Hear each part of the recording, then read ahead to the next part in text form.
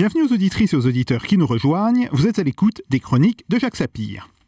Comme tous les ans, à la fin du mois d'août, le président de la République a fait un important discours de politique étrangère devant les ambassadeurs de France qui étaient réunis pour cette occasion. C'est le moment où le président de la République réaffirme les positions de la France et fixe le cap pour la diplomatie française. Le discours d'Emmanuel Macron a marqué une certaine rupture avec la ligne qui était celle de son prédécesseur, M. François Hollande. Il a notamment affirmé que le terrorisme était le problème numéro 1 de la France. Emmanuel Macron a donc constaté et acté que la France était confrontée depuis 2015 à une vague d'attentats islamistes. Il a souligné que l'éradication du terrorisme passait par l'assèchement de son financement et appelé à une conférence de mobilisation sur ce sujet, conférence qui devrait être organisée au début de 2018 à Paris. L'objet de cette conférence sera donc de s'attaquer aux sources de financement de Daesh. Si on voit tout l'intérêt d'une telle conférence, il est clair cependant que cette dernière va se heurter à de nombreux problèmes. Et en particulier, comment traiter de la question de pays comme l'Arabie Saoudite ou le Qatar qui, indirectement, contribuent ou peuvent contribuer au financement de cette nébuleuse terroriste que Daesh constitue. D'ailleurs, pourquoi se limiter à Daesh ? D'autres groupes terroristes pourraient être tout aussi menaçants. La force de la diplomatie, et le président l'a rappelé, est justement de parler à tous. Et c'est une excellente chose, d'ailleurs, que le président Macron ait rappelé ce grand principe. C'est pour cela, d'ailleurs, qu'Emmanuel Macron a insisté sur la nécessité de ne pas choisir son camp entre l'Arabie Saoudite et l'Iran, les deux grands rivaux régionaux au Proche-Orient. Mais parler à tous, cela veut aussi dire parler, par exemple, à la Russie et à la Chine. Le voyage fait au mois de juin par Vladimir Poutine à Paris a d'ailleurs constitué un moment important dans cette reprise des relations qui n'avaient certes jamais cessé avec la Russie. Mais pour autant, on voit bien qu'aucun des grands problèmes n'a été réglé. Et par ailleurs, avec la Chine, se posent aussi des problèmes diplomatiques, certes, qui ne concernent pas immédiatement la proximité de la France, mais qui sont des problèmes diplomatiques de fond, en particulier quant à l'action de la Chine en mer de Chine du Sud. En ce qui concerne le Moyen-Orient, le président a plaidé pour une solution à deux États dans le conflit israélo-palestinien. C'est un point important, c'est le rappel d'une position constante de la France. Position qui avait été d'ailleurs pour la première fois affirmée par François Mitterrand, puis rappelée par M. le Président Chirac, puis rappelée ensuite par le président Nicolas Sarkozy et le président François Hollande. Là-dessus, il est assez important que l'actuel président s'inscrive dans la continuité par rapport à l'un des grands principes de la diplomatie française sur le Moyen-Orient. Emmanuel Macron a aussi tenu à placer la France dans un rôle d'appui à la médiation dans la crise entre le Qatar et les autres pays du Golfe. Et il a aussi rappelé que la rencontre à la Celle-Saint-Cloud entre les deux hommes forts de la Libye faisait partie d'un plan plus général qui consiste à traiter globalement de la question de la sécurité au Sahel et en Libye. On le voit, le nombre de questions qui ont été traitées dans cette conférence et dans ce discours a été réellement important. Alors, pour discuter de ces questions, je reçois aujourd'hui Caroline Galacteros, dirigeante du cabinet de conseil privé et de formation en intelligence stratégique Planeting. Bonjour Caroline. Bonjour Jacques. Et Monsieur Claude Blanchemaison, Monsieur l'ambassadeur Claude Blanchemaison, ancien ambassadeur de France à Moscou, que je salue particulièrement parce que je l'avais rencontré de 2000 à 2003 quand il était en poste à Moscou. Bonjour Monsieur l'ambassadeur. Bonjour à vous. Donc, la première question, c'est à vous que je vais la poser, Monsieur l'ambassadeur. Vous étiez présent lors de ce discours, lors de la conférence des ambassadeurs. Est-ce que vous avez senti réellement un changement ou disons une inflexion dans la politique et surtout dans la manière de présenter cette politique étrangère ? La réponse est très clairement oui. C'est la 25e conférence annuelle des ambassadeurs et il se trouve que j'ai assisté ou participé à ces 25 conférences depuis l'origine. Et bien sûr, il y a une grande continuité, comme vous l'avez dit tout à l'heure, dans la politique étrangère française et notamment dans le fait qu'elle a peut-être deux caractéristiques sur lesquelles M. Macron a insisté. C'est une politique mondiale, parce que nous sommes membres permanents du Conseil de sécurité et qu'à ce titre, nous avons des responsabilités mondiales.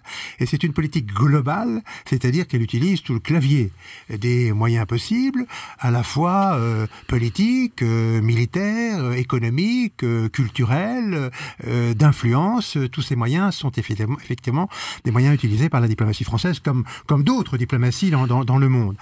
Alors, je crois aussi qu'il a insisté sur le fait que sans doute, il fallait que la France s'exprime sans complexe sur les différents problèmes qui se posent dans différentes parties du monde, mais il a aussi insisté sur l'importance du multilatéralisme, l'importance des institutions qui existent et l'importance du respect de la règle de droit. Parce que c'est un élément de réduction des conflits. Si l'on respecte la règle de droit, les règles que dans le fond on s'est imposées à soi-même, les règles qu'on a inscrites dans certains traités qui fondent des institutions multilatérales, c'est un facteur de réduction des frictions et des conflits, et il a insisté sur l'importance de ces éléments. Il a aussi invité évidemment tous les ambassadeurs à être les porteurs de la parole de la France, comme c'est leur devoir, et à expliquer en quoi consistait la transformation en cours en France, les réformes, et également à se faire les porteurs de tous les arguments en faveur de l'attractivité de la France. Parce que ça m'a beaucoup frappé quand il a dit, parce que c'est un sujet qui m'intéresse, qu'en France, nous avions 300 000 étudiants étrangers, et il dit c'est pas du tout assez. C'est pas du tout assez. Ce nombre, il est constant depuis quelques années, il a augmenté de 25% dans un certain nombre de pays. Les États-Unis, évidemment, sont de très loin devant nous, mais aussi la Grande-Bretagne, et plus curieusement, l'Australie. Nous aimons tous beaucoup l'Australie, mais enfin, pourquoi l'Australie a-t-elle plus d'étudiants étrangers que la France? Il y a donc des défis à relever. Alors, c'est évidemment, on le voit, un panel de choses à traiter qui est immense. Caroline Galacteros, revenons sur, en fait, ce qui a constitué le premier point de ce discours, le fait de dire le terrorisme islamique est aujourd'hui la principale menace pour la France.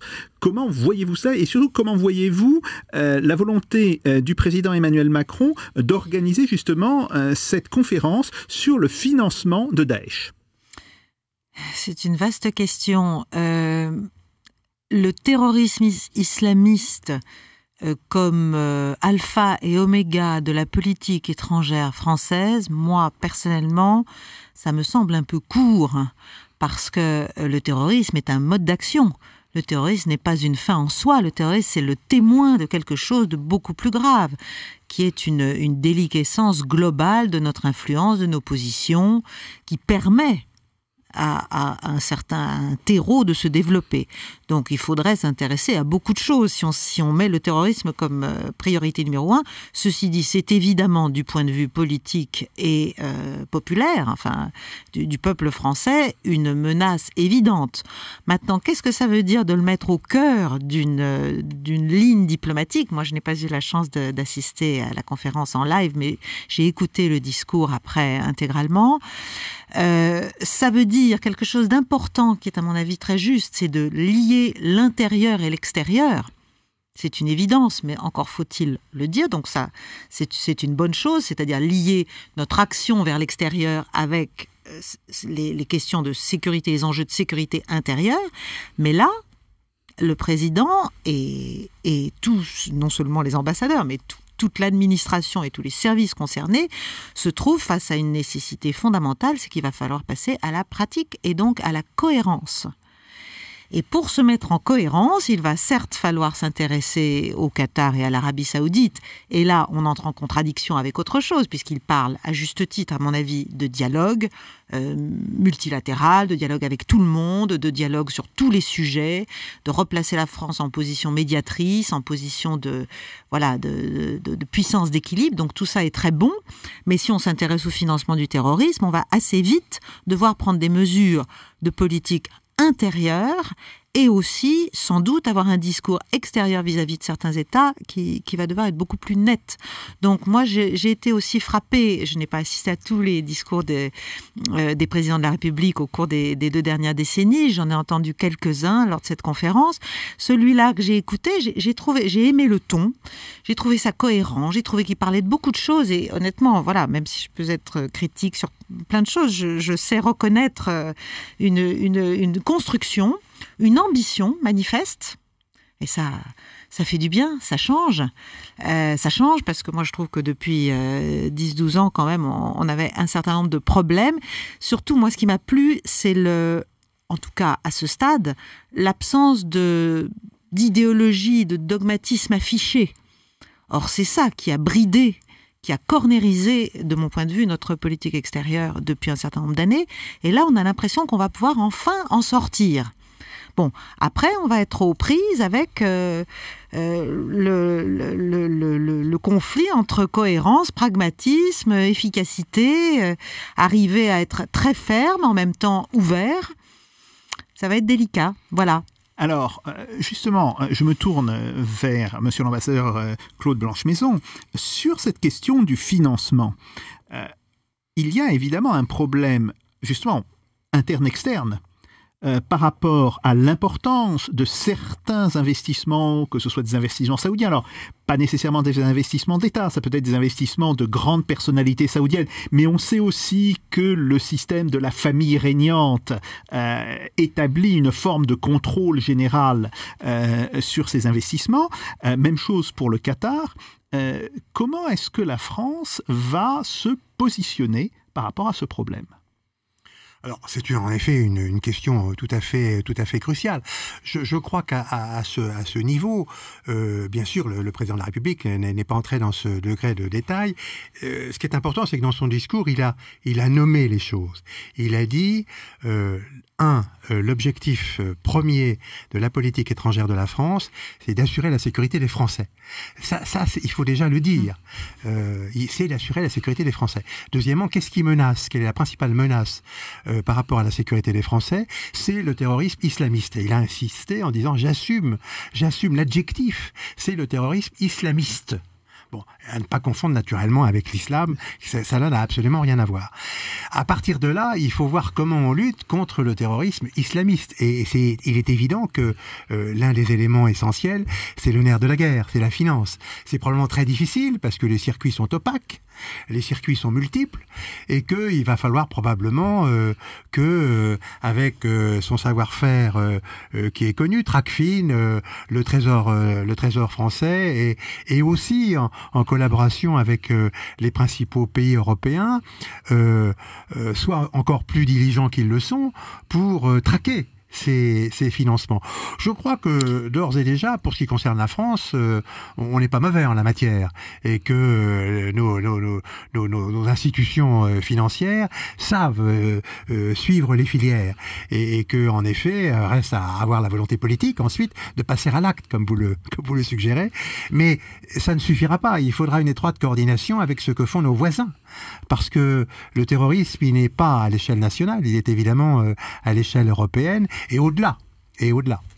Alors, ça pose deux problèmes. Le premier problème, c'est évidemment les investissements, ou plus exactement les financements qui peuvent venir de certains pays, que ce soit l'Arabie Saoudite, le Qatar, voire d'autres, et qui peuvent aller en direction justement de ces fameuses mosquées où il y a des prêcheurs de haine. Bon, ça c'est un premier problème.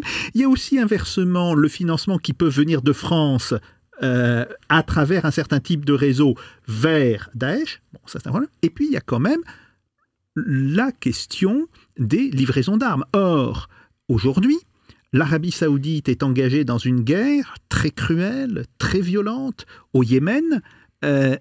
C'est d'ailleurs une chose intéressante. Cette question n'a pas été réellement abordée. Est-ce que c'était justement pour préparer le terrain par rapport à cette conférence, ou est-ce que c'est une réelle volonté de ne pas parler de ce qui fâche ? Monsieur Claude Maison ou Madame Galaxy ? Non, je vous en prie. Ça, je ne sais pas pourquoi on n'a pas parlé du Yémen. Parce qu'il est délicat de parler du Yémen, peut-être. Parce que ce qui s'y passe est absolument sanglant et terrifiant. Et parce qu'évidemment, c'est un deux poids, deux mesures assez colossal par rapport à ce que peut faire la coalition internationale et par rapport à ses prétentions, y compris politiques et morales, vis-à-vis de ce qui se passe, par exemple, en Syrie. C'est quand même un peu...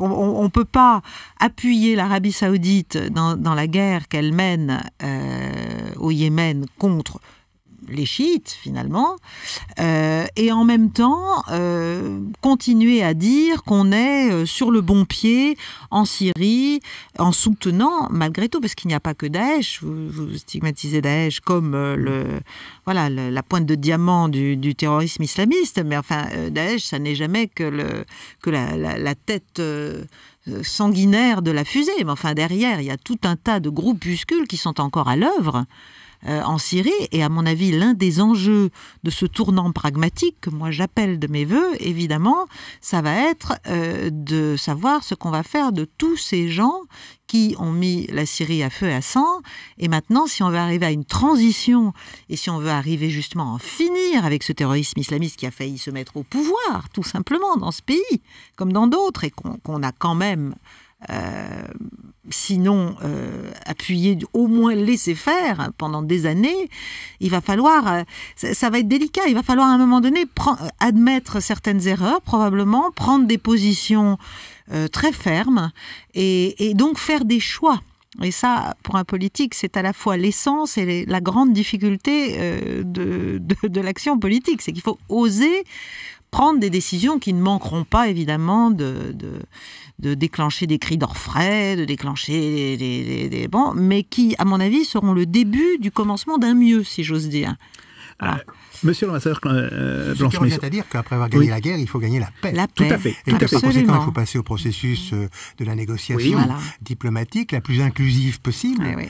Et de ce point de vue-là, je crois que l'idée, en effet, c'est que la France soit présente dans ce processus, parce qu'elle est en position de parler à beaucoup d'acteurs, et en effet, à tous les acteurs. Il faut qu'elle puisse pas que ce soit les pays qui peuvent parler à tous les acteurs soient présents dans ce processus le plus inclusif possible, avec bien entendu la participation des Nations Unies. Alors, rapidement, une question que j'ai envie de vous poser, et si vous voulez, c'est une question qui m'a été suggérée par des discussions que j'ai eues avec des étudiants canadiens. Vous savez qu'au Canada, il y a un gros scandale, parce que le Canada a livré des véhicules blindés à l'Arabie Saoudite, et que ces véhicules blindés sont évidemment utilisés dans la guerre au Yémen, et le gouvernement canadien a fait semblant de le découvrir. Bon, je passe les détails, etc. Mais ce problème qu'a le Canada, nous pourrions aussi l'avoir, parce que les bombes qu'utilise en partie l'aviation saoudienne, ce sont des bombes de fabrication française. Donc, d'une certaine manière, est-il possible aujourd'hui de dire nous sommes, d'une certaine manière, les garants, ou en tous les cas, l'un des garants de cette réconciliation au niveau régional, sans tenir un discours tout aussi ferme sur la question du Yémen? Oui, enfin, vous mêlez à cela la question des ventes d'armes, qui est une problématique en elle-même, parce que l'un des principaux problèmes est que l'Arabie Saoudite, de toute façon, a un fournisseur très important, historique, qui sont les États-Unis d'Amérique, et que de ce point de vue-là, la France peut faire figure de chevaux légers, arriver un peu plus tard, par rapport à la fourniture massive et régulière des États-Unis d'Amérique. Tout à fait, mais on a eu ce scandale au Canada, alors que le Canada est à un niveau évidemment bien inférieur aux États-Unis et à la France dans les livraisons d'armes, et d'une certaine manière, je ne vois pas d'interrogation en France sur cette question. Est-ce qu'il n'y a pas quelque chose qui gêne un petit peu si on veut pouvoir parler avec tout le monde ? Mais c'est le doigt sur l'incohérence initiale dans la manière dont on a abordé le conflit syrien dans son ensemble. C'est-à-dire que, et ça renvoie d'ailleurs à un autre point du discours présidentiel aux ambassadeurs, qui est justement la règle de droit, le retour d'une certaine manière aux Nations Unies, au fondement du droit international, et donc au respect de l'intangibilité des frontières, à la non-ingérence dans les affaires intérieures, à tout un tas de beaux et merveilleux principes qui sont quand même foulés aux pieds allègrement. Comme ça. Mais en même temps, tout à fait d'accord avec vous, mais en même temps, prendre le monde tel qu'il est et non pas tel qu'on rêve qu'il soit. Ce principe pragmatique figure aussi dans le discours du président de la République, repris et développé ensuite par le ministre des Affaires de l'Europe et des Affaires étrangères. Et c'est peut-être ça le principal changement, d'ailleurs, par rapport à la période antérieure, aux deux quinquennats précédents, c'est le principe de réalité. Eh oui. Le monde, il est tel qu'il est, on peut le regretter, mais pour traiter les problèmes, il faut les prendre tels qu'ils se posent et pas tels qu'on les a rêvés. Et tels qu'on souhaiterait qu'ils se posent. Vous avez tout à fait raison sur ce point. Alors, je voudrais maintenant en venir sur justement cette orientation de dialogue. Et c'est quelque chose d'extrêmement important. Donc, le président Emmanuel Macron a bien indiqué que la France n'avait pas à choisir son camp entre l'Arabie Saoudite et l'Iran, entre les sunnites et les chiites, c'est tout à fait évident, qu'elle devait parler avec l'ensemble, que ce soit d'ailleurs au Moyen-Orient, mais avec aussi les autres acteurs, donc Russie, Chine, etc. Il y a un acteur sur lequel je voudrais vous poser une question, parce que, si vous voulez, j'ai remarqué une phrase dans l'interview qu'a donnée le président au magazine Le Point.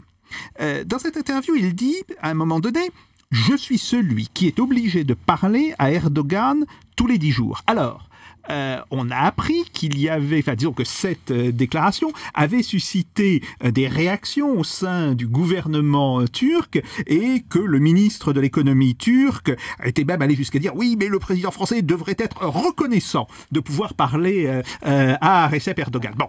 On comprend très bien qu'il y a des prises de position qui relèvent plus en fait de la politique intérieure que de la politique étrangère.